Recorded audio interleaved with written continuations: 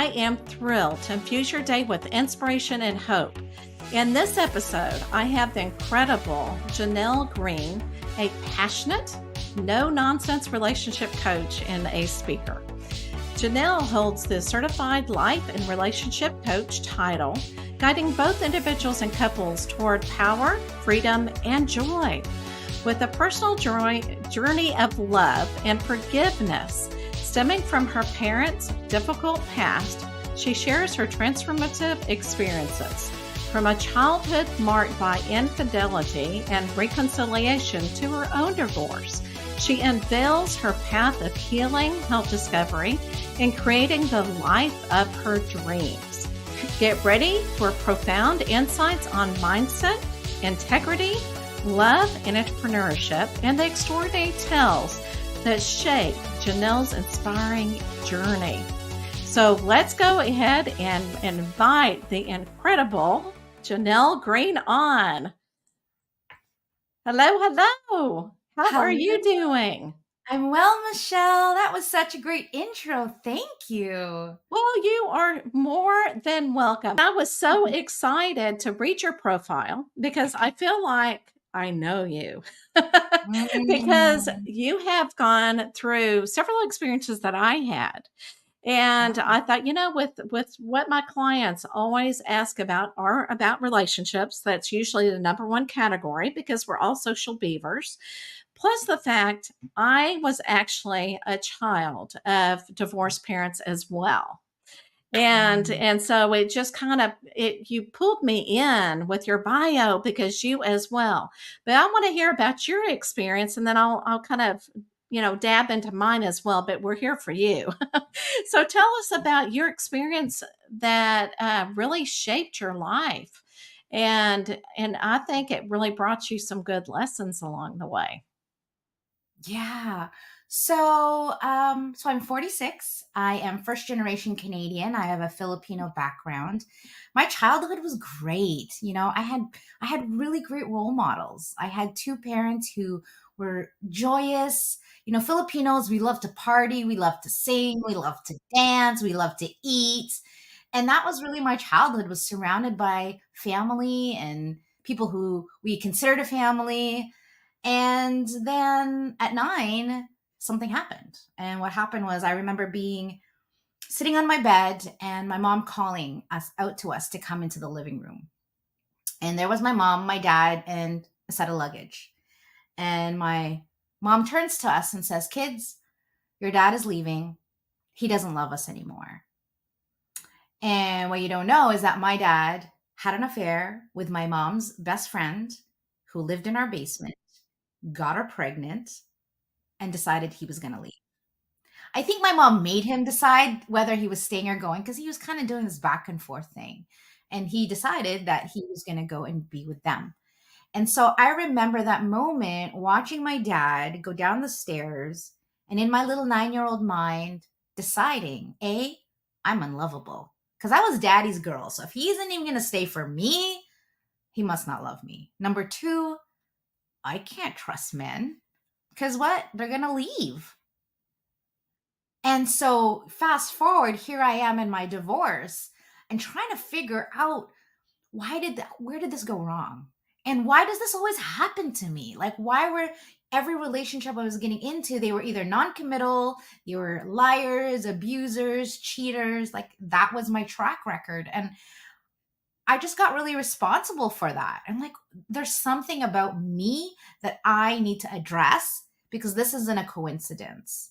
And so that's when I started to do the work. And in that moment, I was really upset furious with my ex-husband for basically lying to me about the life that he wanted for us, but he actually didn't want for us. And I felt duped, and as a Catholic, right, divorce is not a thing. And here I was like, oh crap, I'm in the situation that I apparently can't get out of. And so it took a lot of work for me to, first of all, get honest with myself about my own childhood wounds that were contributing to this relationship, and finally being able to forgive myself and also forgive my ex-husband for what had happened. but also healing all the stuff in my childhood and how that was showing, healing it so that it didn't continue to show up in my life, because I knew that I wanted to eventually, get into another relationship, but I knew that if I didn't heal this, that it was going to follow me forward. And so that was kind of the beginning of my self-growth transformational journey. And at that time too, I remember being spiritually touched, where I knew that my life was supposed to be something greater. I was working in corporate. I was making six figures. I was traveling the world. I had just won a free trip to Bermuda. I was about to go on a free trip to Rome for being the top of the pack, and yet I was miserable. Mm. And so around 40 years old, I decided that the second half of my life was going to be for me and nobody else. And so I decided to, build a business based on love, based on who I am, the gifts that God has given me in my life, and the experiences and heartbreak that I've been through.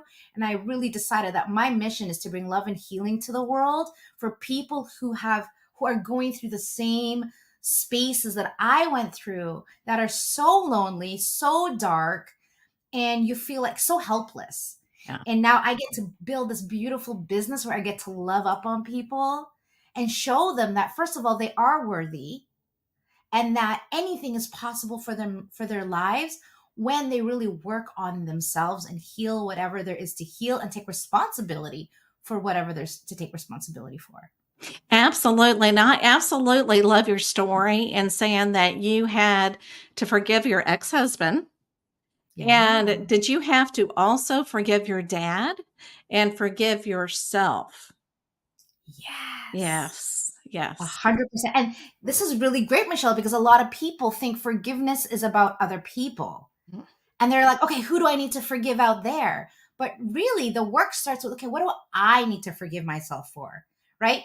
Can I forgive that 9-year-old for thinking that way? And it was all subconscious. It wasn't like I said it out loud, but looking back, standing where I am, I saw that. I saw the shift, because there's always a moment in our childhood, right? This is where trauma derives from. There's a moment in our childhood where everything is amazing. The world is glorious and beautiful and in wonder. And then something happens. Mm-hmm. And now we go from life is safe, or the world is safe, to now the world or people are dangerous and I'm all alone. Yeah. And then until we heal that and address that, that continues to follow us our entire life. And, I so agree. And it's so interesting because I was about, I want to say maybe closer to 10 or 11, but my brother and I didn't even know that my parents were fighting. They never fought in front of us. And it was the same situation where my father, cheated on my mom. Okay. And I do remember, and it's like clear as day, whenever he left and she was like opening the door for him to go. And my brother and I are going, what is happening? And I think it's something to protect ourselves. I think that's one reason why, you get angry at somebody else, because you're trying to protect yourself. You're trying to put that barriers around you. But I totally agree that we need to heal that so that we can have healthy relationships. I was going to say, the problem is that oftentimes we don't even see it. Right. Like, we need someone else to kind of go, did you notice you do this thing? Right. And to your point, Michelle, you said it so perfectly, is like, it's all survival. Yeah. That's all it is. All of our coping mechanisms, the way we react when, we talk about we're unable to communicate because our partner gets triggered, my partner shuts down, it's all survival. Yeah, and yes, absolutely. Right? Yeah. And so I think we need to make the unconscious conscious. And if we live a life where we're so busy doing things for everyone else, we can't even stop and be like, okay, what's going on with me right now? Why do I feel this way? And so we go through life almost like with a broken leg, and we don't even stop to check it out and be like, hey, maybe I need to stop and let this leg heal. We just keep going because we're trying to prove, we're trying to be good enough, we're trying to, right? Right. We're doing all these things rather than just really getting like who we are, first of all, is enough. Hmm. And secondly, that we're all works in progress, Right. and that it doesn't mean anything just because you realize you have trauma, and it's nothing to blame or shame yourself. We really need to just own that. But I think, Michelle, we have been taught to not look that way, to not focus on self-love, Right. to not forgive ourselves. I know I wasn't. I don't know Mhm. about you. Right. Oh, absolutely. Absolutely. And, and I really, it's almost when I grew up, almost like think, you know what? I know it's not a blessing. I don't want to say it was a blessing in disguise, but I learned so much from it. And my Mm, life changed so much. And to me, it was for the better. Even though I had the struggles and I had to learn along the way, I look back now and I'm able to really embrace it where I couldn't yeah, before. I had to grow up and forgive my dad and know that, you yeah, know what? We're people. We're doing the best that we can do. And yeah, and I need to really carry on. And for me, I really need to know what a healthy relationship looks like. So, can you yeah. tell us how can people stay together for 50 years? What makes a good relationship? Well, Olivia, can I talk about my husband? Absolutely. My husband is amazing. One of the really great benefits that we had in our relation, what really worked for us, is number one, we both had really great role models. His Mhm. parents are still together. Now his dad just passed away this year, but Right. we had really great role models to see like what does partnership look like? What does communication look like? How do you fight and still make sure that respect and love is at the forefront of that? And then secondly, we had a really great friendship. My husband and I were friends for about 3 years. We didn't even know each other. We actually used to work together. Oh, wow. He lived about 5,000 miles away from me on the other side of the country. And we just kind of grew in our friendship. And so there Yeah. was no agenda. It was just like he was there for me and supporting me. And so when our relationship started to transition, that trust was already there. I didn't Mhm. have to worry about him being a weirdo or you know what I mean? Like some guy with I Oh, I right? totally understand. Yes. Yes. Yeah. And so we got to move quite quickly in our relationship. But I think what's so beautiful about our marriage is that we first of all show up. Mhm. We never get bored. Quality time is there. We put away our phones. We check in with each other. We say, "Hey, how are you doing? How are you feeling these days? How's work? Is there anything that you would like to see from me? How can I support you? What can I do to make you feel more loved?" How do you think our relationship's doing right now? Like we have these constant check-ins because we care so much. It's like that plant that you want to water, right? Like Right. we know each other's love languages to a T. Mhm. And one of the things that I teach my clients in relationships is you have to have strategies and frameworks to deal with the hard stuff. So if you know, for example, me and my husband, when we used to argue, and we don't anymore, but when we used to argue, I would, I'm the kind of person that I need a timeout. I need like Yeah. 5 minutes to go away and collect myself and just come down from my crazy brain. My husband's the one who wants to talk and talk and talk and talk and talk. Hmm.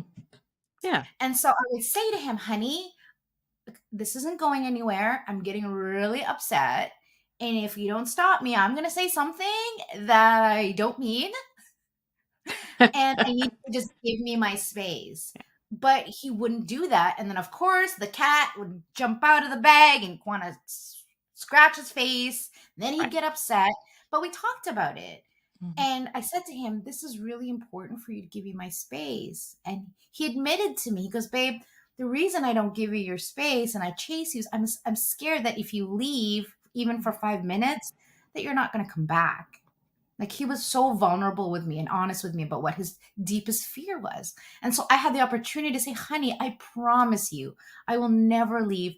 I just need my time so that I can come back to this conversation with a clear mind." And sometimes that 5 minutes when I come back, I say, "Hey, babe, you know what? This is a really dumb argument. Like, can we just agree to disagree and just like move on and be happy?" And he's like, Right. "Yes, please." And then we just agree and we move on because not every argument has to go on for 2-3 hours when it's Mhm. about the dishwasher or, something that just is so inconsequential. I think being vulnerable with each other is so important to open our hearts and admit the parts of us that we don't love, because when we can be vulnerable with others, it allows others to be vulnerable back to us. But when we're trying to be all strong and like, you can't hurt me, and kind of taking this more, I guess, masculine stance about it, then the other person has no choice but to try to come up to that. And so you start almost being in a competition about who can build the highest wall. Ah. And then we wonder why we're disconnected. We wonder why we feel lonely. We wonder why we make up stories that we're not appreciated. But they're just stories that we make up because what's important in maintaining a relationship is missing. Yeah. And because we live such crazy lives and we actually have to consciously stop, turn our phone off, stop, Mhm. check in with our partner, it's so easy to just forget about it because you got kids, you got chores, you got work, you got all this other stuff going on. It's so easy to just let that slide. But at the end of the day, if family is what is most important to you, if love and connection is most important, that has to be your number one priority always. And I absolutely love that. I just want to say, because I love what you said, that, being friends first is so important. I met someone the other day that she was just saying, Michelle, I keep having a relationship after relationship where they're not um, really honoring me, not really, treating me right. And she said, I Yeah. wanted to stop. And so, what do you tell somebody that gets in that situation when they go, you know what, I have a pattern here that I Yeah. cannot break, and I can't find a man that treats me the way I want to be treated? Yeah. And yet they keep attracting the wrong man. Yes. Yes. And so this reminds me of my own life Mhm. where, being Filipino, you're typically married by the time you're 16, 18 years old. And so there was always this need or rush for me to be in a relationship. I didn't, like many women, I didn't want to be alone. I felt like being alone meant I was unattractive. Nobody wanted me. I was a loser. And so I always felt anxious being alone and being alone with my own thoughts. And I Ah, think we actually need to lean into that uncomfortableness, yes. because what we tend to do is we're looking for the perfect partner, but we're putting zero attention. How do we become the perfect partner? Ah. So therefore, we attract that versus putting the onus on people out there and saying, you guys need to be my perfect partner. No, it actually happens on both sides. And you can't do that unless you love yourself and you know your values. When you don't know who you are and your values, this is where people don't know how to put up boundaries. Yeah.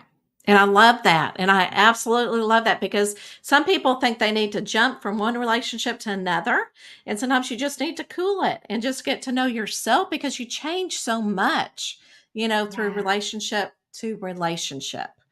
Yeah. Before we go on to the next thing, is there anything that we did not to discuss that you want to make sure you want to get, a pinpoint in there, or a statement in there? Yeah. I just want to quickly address like family is we need to deal with our own stuff, because if we say, okay, this relationship doesn't work, and we decide that going on to a new relationship is the best idea, fine. However, if you don't deal with the stuff, it is going to follow you into the next relationship. I guarantee you. And people think that self love. I actually had someone get upset with me when I told them that self love was required to have a great relationship. Wow. And he's like, why, what does self love have anything to do with it? I said, well, if you don't love yourself, how can you allow someone else to love you? Mhm. And how can you love someone else when you don't even know what love is for yourself? How can you give something that you don't have? Right. And I think people put so much emphasis on he has to be like this, he has to look Yes. like this, he has to be, well, how about you? Mhm. Even if you found that person, are you the kind of partner that ideal person would actually want to be with? And this is why self love is so important, because when we love ourselves, the energy we put out is completely different. But if we're looking for the world to fill the gap in our heart, it's never going to be satiated, because Hmm. the only person that can give us that validation is ourself. And that was for me a really hard one, because I was sexually abused when I was a child. And the stories that I made up from that happening, and also my dad leaving, had me really feel so unworthy and dirty and weak, that people felt that they could take advantage of me and that was okay. And so I had to do a lot of inner work Wow. there Right. to be able Right. to attract the kind of man that I now have, who is my greatest cheerleader. And we are playmates through and through. We are both musicians. So Oh, I think wow. having some sort of compatibility as far as a hobby that you guys both enjoy is really important. So, my husband is a professional musician. I'm a singer. I play the piano. So we have a music room. We record. We sing at church. We live stream at church. And so we are involved in each other's playtime, not just love time. And so we just really get to enjoy being together and laughing and playing and growing, right? So we're talking about doing salsa lessons, we're talking about doing paint night, we're going to that there's this thing here in Vancouver where it's like they put up like thousands of candles in a room, and then they bring in the string orchestra and they play like Christmas music. It's like super romantic. So we put in the effort every single day. And the one thing I never question with my husband is that I am his number one priority. I never question it, because that's how he shows up to me every single day. So, what is his first name? Michael. Michael. Okay. So, when you look at Michael, describe to us what you feel, what kind of person Michael is. Ah, he is sweet, thoughtful, chivalrous, generous, wholesome, responsible, mm, humble, Mm. intuitive, Oh. hmm um, sexy, Yeah, we can't leave that out. sexy, and he has my back. There's been some really dark times that I feel like I've brought us down, especially early in my business, when my business was very, up and down. And he just was like, babe, you could never disappoint me. Never, Wow. ever. Yeah. And I just needed to hear that even if I did fail, that he wouldn't look at me any less. Right. Right. And so Like you. here we are 17 years later, like feeling like we're still in the honeymoon stage. We Yeah. talk about travel, we talk about where we want to live in 10 years. We dream together, we laugh. And I'm just so excited about getting old with this person, because he just shows up every day 100%. And he shows me such appreciation. And he's actually been my greatest teacher. He's really showed me what Wow. forgiveness and taking responsibility looks like. And yeah, he's Yeah. amazing. He's God's gift to me for sure. Yeah. But I created him. I was very intentional. I'm like, this after I left my divorce, I'm like, this is the man I want to attract. Right. And I wrote it down on a piece of paper. This is who he is. He's a musician. He's got a great family. He's Catholic. He goes to church. He's very polite. My mom loves him. He's so polite and so Uh, chivalrous. So he's a service guy. He's the mhm. one who says, "Can I get you a tea?" He loves to clean my house. He loves to cook. He loves to make me happy. I was going to say, you know what? You light up just a little bit whenever you talk about him. Just a little bit. And Okay. I tell So, him, yeah. I say, "Baby, you are amazing. You are the best husband I could ever." I acknowledge the crap out of him, Right. so And he knows. And I think that's important as well, as to acknowledge, because sometimes when you get so mad at them and those little pet peeves happen and you're just going, I can't stand it anymore. Look at the good things that they bring to your life, and keep it that way. And it really does. It changes the way that you think. And you're going, okay, that's petty stuff. Are Right. you ready for the wheel? Sure. All right, let's bring it on. All right, here we go. Little music. Oh, you never know.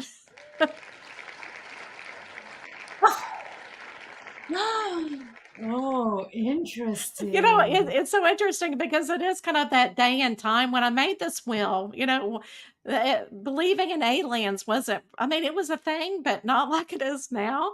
So, yeah. So, do you believe in aliens?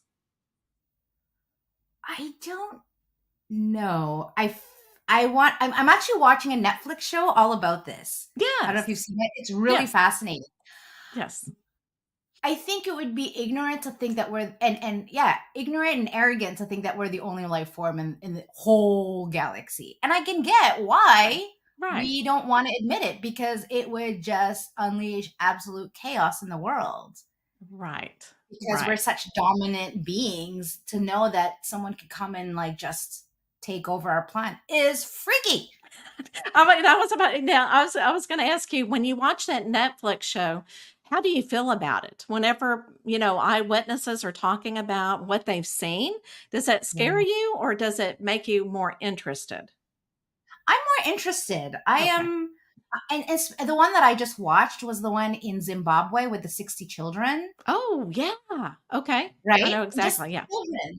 Yeah, Yeah. and just like looking at their faces and looking at the fear in their eyes. I'm like, why would someone want to make this up? Like that this doesn't Oh, sound like right. a fun thing. And they all, I think, accounted a little bit different, but about the same thing. We all do as eyewitnesses. Everything is going to be a little bit different. Okay, so well, I guess that really wasn't the last question. This is though. So, what inspiration statement do you have to just tell anybody about anything to inspire them? Mm, Because I know that inspiration is different for everybody. yeah. Yeah. Hmm. In the realm of love, here's what I want to say. Yeah, We are all love, all of us. And anything that is not of love is not us. And so when we look at our partner, when we look at the people in the world, consider that we are all loving beings. And then there's all this crap on top of it. right. But at the core of us, to remember that we're all the same. We all bleed, we all hurt, we all love, we all want to belong, we all want to feel accepted and appreciated.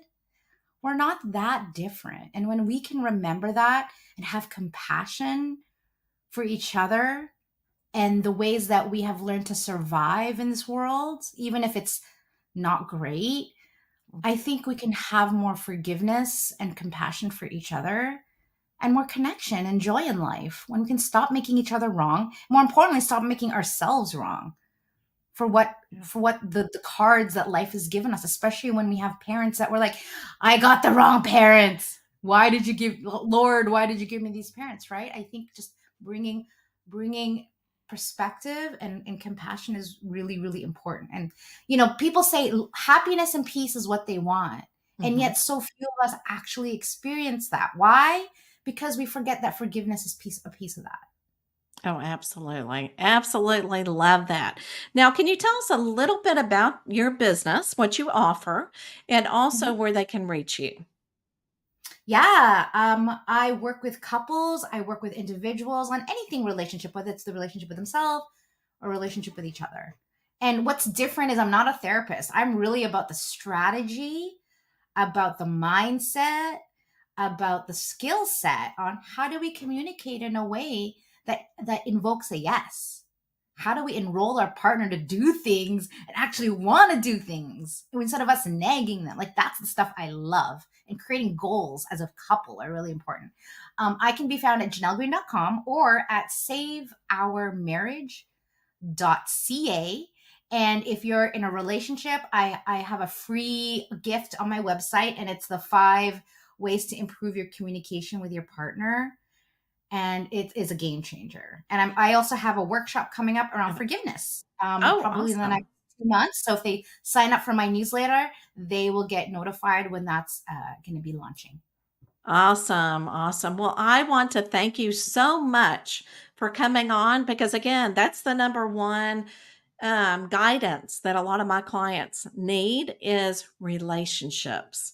And so I Mm. think just talking about it and maybe it will kind of give them an idea, an inspiration, because, a lot of times we think, oh, relationships are going to be like the princess and the and the prince, and it's going to be beautiful, and it's a lot of work. Yeah, Instead, yeah, it is a lot of work, and you can have that perfect princess life. It just takes a lot of work. People think yes, it just naturally yeah, happens out of the box, and maybe it does for a couple months and a year, and but after a while, your humanity kicks in, right. and it's like, "Whoa, he leaves his socks on the floor. Okay, how am I going to deal with this?" But I think the last thing I want to say is, pick your battles Oh yeah, love it. and don't treat your partner like a child.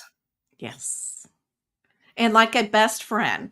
So I Yes. hope that you enjoyed this episode. And if you did, please share it with somebody that really needs to hear this message. All right, everybody. Thank you for listening, and I will see you next week.